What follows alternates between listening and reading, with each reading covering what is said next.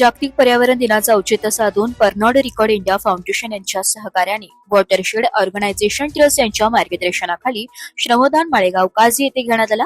या गावातील ग्रामस्थ, वॉटर संस्थेचे कृषी तज्ञ नागसेन घोडेराव, विभागीय समन्वयक निलेश बागुल, विनीता कुवर, सामाजिक विकास अधिकारी अशोक पतंगे आदी जण उपस्थित होते। माळेगाव काझी शेतकरी रहिवासी गावचं या माळेगाव काझी गावात तसेच परिसरात पाण्याची पातळी दिवसांदिवस खाली होत चाललेली आहे। विहिरी आणि बोरवेलचं पाणी फेब्रुवारी ते जानेवारी महिन्यातच कमी पडतं। याला कारण सर्वस्वी कारण वृक्षतोड आहे। वृक्षतोडीमुळं निसर्गाचं संतुलन ढासळत चाललेलं आहे। तरी प्रत्येकानं आपापल्या शेतात बांधावर झाडे लावावी, जेणेकरून जो वृक्ष तोड झाल्यामुळं जे निसर्गाचं जे नुकसान झालेलं आहे ते भरून निघेल आणि जमिनीत पाण्याची पातळी वाढेल।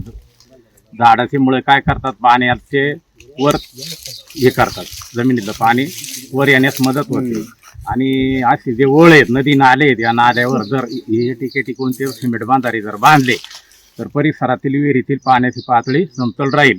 पाण्याचा जो अपव्यय आहे, वाहून जाणारं पाणी ते आपल्या जमिनीत समान पातळी धरून राहील आणि बोरवेल विहिरीला पाणी राहील। या टायमात पूर्वी या वळायला पाणी राहायचं, आता या वळाला आता सध्या जवळजवळ 4 महिन्यापासून पूर्ण वळ सुकलेलं आहे। पूर्वी याच्यात पाणी व्हायचं आणि जे शेतातलं पाणी आहे ते पाणी सुद्धा वाहून ते बांधाऱ्यात अडवलं जाईल। त्यामुळं शेजारी जवळजवळ 1 किलोमीटर ते 1.5 किलोमीटरपर्यंत विहिरीचं पाणी वलवर राहील आणि विहिरीचं पाणी लवकर खाली जाणार नाही।